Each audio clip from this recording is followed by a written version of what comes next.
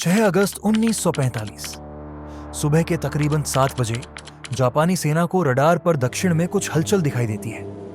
पहले तो रडार पर काम कर रहे सैनिकों को कुछ समझ नहीं आता, लेकिन थोड़ी देर बाद वो समझ जाते हैं कि एक अमेरिकी लड़ाकू विमान हिरोशिमा की तरफ बढ़ रहा है। जापानी सेना सभी रेडियो कार्यक्रमों को बंद करवा देती है और चारों तरफ खतरे के सायरन बजाना शुरू कर देती है। अगर यहां पर जापानी सेना चाहती तो अपने कुछ विमान भेजकर उस अमेरिकी विमान को रोक भी सकती थी, लेकिन 1945 तक आते आते विश्व युद्ध के कारण जापान की आर्थिक स्थिति इतनी खराब हो चुकी थी कि अब उसके पास विमानों को चलाने के लिए पेट्रोल भी नहीं था। अमेरिका का यह लड़ाकू विमान हिरोशिमा के आसमान में आता है, लेकिन थोड़ी ही देर बाद वापस भी चला जाता है। जापानी अथॉरिटी को लगा कि यह कोई साधारण अमेरिकी लड़ाकू विमान होगा जो हिरोशिमा की स्थिति का जायजा लेने के लिए वहां पर आया था। इस विमान के जाने के बाद जापानियों को लगा कि अब खतरा टल चुका है, इसलिए खतरे के सायरन बंद कर दिए जाते हैं। इस समय जापान अपने सबसे बुरे दौर से गुजर रहा था। इस वक्त द्वितीय विश्व युद्ध चल रहा था और जापान इटली और जर्मनी के साथ मिलकर मित्र राष्ट्रों के खिलाफ लड़ रहा था। जापान के दोनों साथी हार चुके थे, लेकिन जापान अब भी हार मानने को तैयार नहीं था। हालांकि इस वक्त तक आते आते जापान की हालत भी काफी खराब हो चुकी थी। जापान में खाने पीने की कमी हो चुकी थी, लोग भूख से मर रहे थे, दुकानों में राशन खत्म हो चुका था, पेट्रोल के भाव आसमान छू रहे थे। एक आम जापानी नागरिक की आर्थिक स्थिति इतनी खराब हो गई थी कि जापान की सड़कों पर अब कोई भी पर्सनल कार नहीं दिख रही थी। सड़कों पर चारों तरफ बस पैदल चलते लोग और मिलिट्री व्हीकल ही दिखाई दे रहे थे। 6 अगस्त 1945 की उस सुबह जब अमेरिका का वो लड़ाकू विमान हिरोशिमा के आसमान से वापस चला गया, तो जापानी सेना को लगा कि वह विमान युद्ध की स्थिति का जायजा लेने आया होगा। जापानी अधिकारियों का यह अनुमान सही भी था, लेकिन उन्हें नहीं पता था कि विमान युद्ध की स्थिति का नहीं बल्कि मौसम का जायजा लेने आया था। विमान वापस लौट जाता है तो जापानी अधिकारी चौन की सांस लेते हैं, लेकिन थोड़ी ही देर बाद सुबह के तकरीबन 8 बजे दक्षिण से एक और विमान आता है। जापानी सेना इस विमान को भी रोक सकती थी, लेकिन उन्हें लगा कि यह विमान भी पहले की तरह बस स्थिति का जायजा लेने आया होगा। पर उन्हें क्या पता था कि यह विमान उनकी मौत का फरमान लेकर आ रहा था। जापान की तरफ बढ़ रहा यह विमान एनोला गे नाम का एक बम वर्षक विमान था। इस विमान को मेजर थॉमस फेरे उड़ा रहे थे। सुबह के ठीक 8:15 पर इस विमान से लिटिल बॉय नाम का एक 4 टन वजनी न्यूक्लियर बम नाक के बल धरती पर गिरना शुरू होता है। इस बम का लक्ष्य हिरोशिमा का ऑयल ब्रिज था, लेकिन तेज हवा के कारण यह बम अपने लक्ष्य से 250 मीटर दूर सीमा सर्जिकल हॉस्पिटल पर जाकर गिरता है। इस बम को धरती पर पहुंचने में 43 सेकंड का समय लगता है और इस बम की शक्ति 15,000 T.N.T के बराबर थी। और जब यह फटा तब तापमान 4,000 डिग्री सेंटीग्रेड तक पहुंच गया।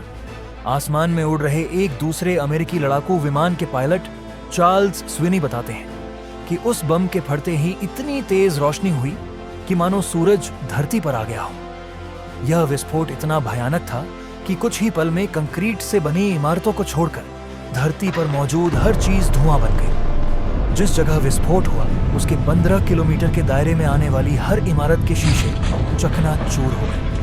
सिर्फ कुछ ही पलों में हिरोशिमा शहर की अधिकतर इमारतें धराशायी हो गईं। उस वक्त देखने में ऐसा लग रहा था मानो हिरोशिमा में आग का तूफान आ गया हो। सिर्फ कुछ सेकंड पहले जिस हिरोशिमा की आबादी 2.5 लाख थी, अब वो सिर्फ 1,60,000 ही बची।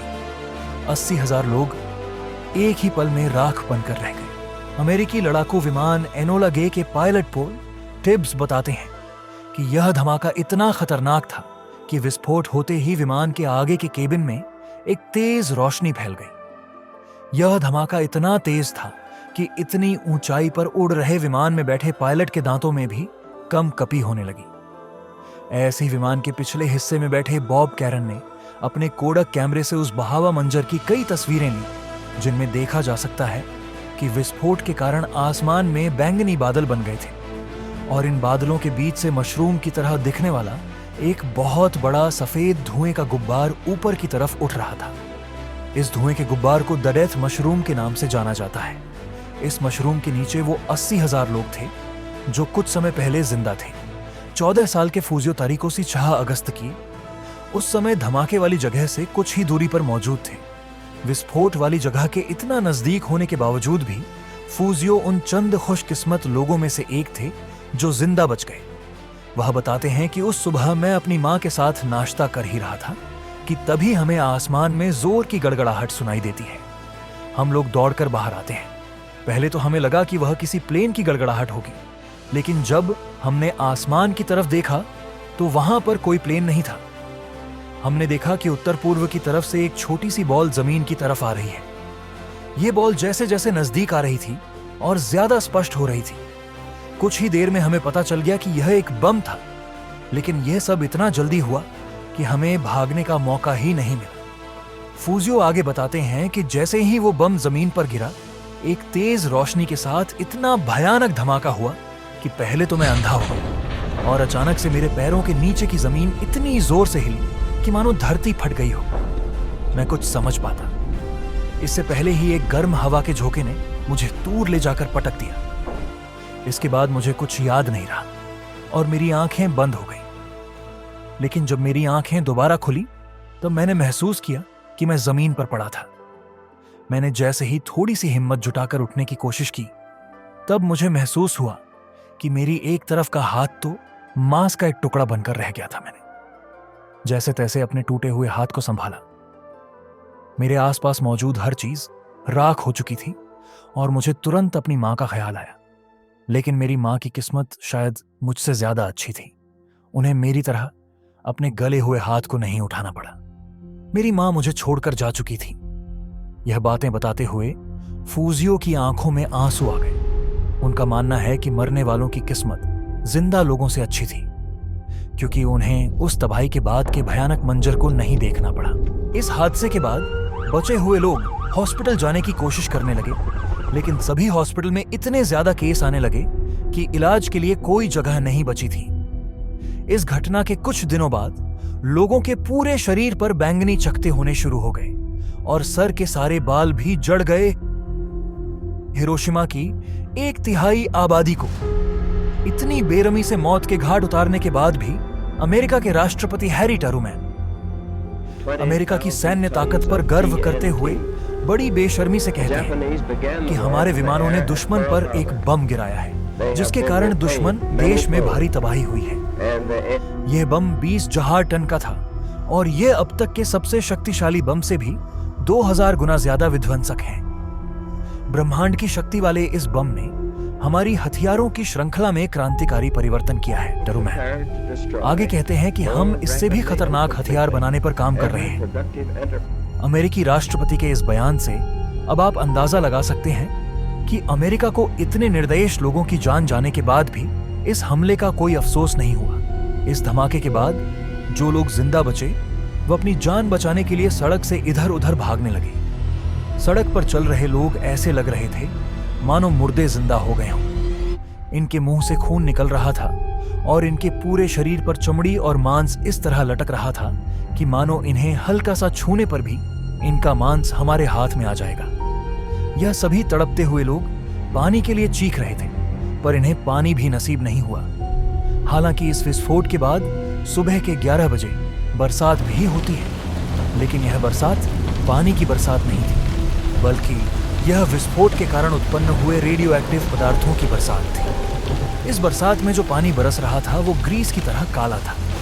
उस वक्त वहां पर मौजूद जो भी इंसान इस बरसात के संपर्क में आया उसे स्किन कैंसर जैसी जानलेवा बीमारियां हुई। कई आंकड़ों के मुताबिक उस वक्त विस्फोट के तुरंत बाद 80,000 लोगों की जान गई, लेकिन विस्फोट के कारण जो प्रभाव उत्पन्न हुए उनके कारण 60,000 लोग और मारे गए लोग इतने भयानक तरीके से जख्मी थे कि उन्हें देखा भी नहीं जा सकता था। अमेरिका के हमले के सामने पूरे हिरोशिमा और जापान ने दम तोड़ दिया, लेकिन अमेरिका के नापाक मंसूबे अब भी पूरे नहीं हुए थे। इस हमले के ठीक 3 दिन बाद 9 अगस्त की सुबह अमेरिका एक बार फिर जापान के ही एक और शहर नागासाकी पर ऐसा ही एक और परमाणु हमला करता है। पहले यह हमला जापान के औद्योगिक शहर कुकुरा पर होने वाला था, लेकिन मौसम खराब होने के कारण हमले की जगह को बदलकर कुकुरा की जगह नागासाकी कर दिया गया। घड़ी में जब सुबह के ठीक 11 बज रहे थे तभी अमेरिकी लड़ाकू विमान B-29 अपनी बैली से फैटम को रिलीज करता है। 4500 किलो वजन वाला यह बम हिरोशिमा पर गिराए गए लिटिल बॉय के बराबर ही ताकतवर था।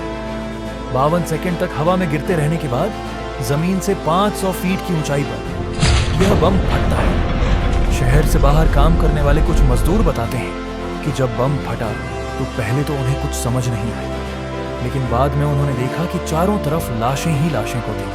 उनमें से कुछ बताते हैं कि हमने पहले कभी परमाणु बम के बारे में नहीं सुना था, इसलिए हमें कुछ समझ नहीं आ रहा था। जो लोग जिंदा बच गए उनके शरीर की चमड़ी गल रही थी। लोग मदद के लिए चीख रहे थे, चिल्ला रहे थे। जिस जगह विस्फोट हुआ उसके 1 किलोमीटर के दायरे में हर चीज या तो धुआं बन गई या राख बन गई। लगभग 74,000 लोग इस हमले में मारे गए और इतनी ही संख्या में लोग घायल भी हुए। नागासाकी पर हुए हमले के बाद अमेरिकी राष्ट्रपति हैरी ट्रूमैन ने एक बार फिर अपने देश को संबोधित किया।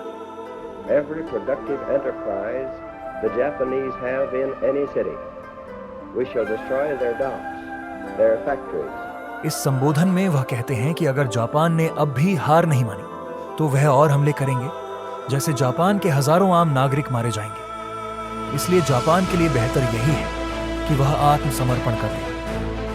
हिरोशिमा और नागासाकी पर हुए परमाणु हमले और 8 अगस्त को सोवियत यूनियन ने भी जब जापान के खिलाफ मोर्चा खोल दिया तो जापान ने हार मानकर 6 दिन के बाद आत्मसमर्पण कर दिया और इसी के साथ द्वितीय विश्व युद्ध भी समाप्त हो गया। यह युद्ध भले ही उसी दिन समाप्त हो गया, लेकिन इसने हिरोशिमा और नागासाकी को इतने बड़े जख्म दिए कि जिनकी हम कल्पना भी नहीं कर सकते। हिरोशिमा और नागासाकी पर हुए इन हमलों पर गांधी जी की यह बात बिल्कुल सटीक बैठती है कि an eye for an eye makes the whole world blind। ये तो हिरोशिमा और नागासाकी पर बम गिरने की घटना थी, लेकिन इन शहरों पर ये हमले क्यों हुए, यह जानने के लिए आप वर्ल्ड फैक्टी के साथ जुड़े रहिए।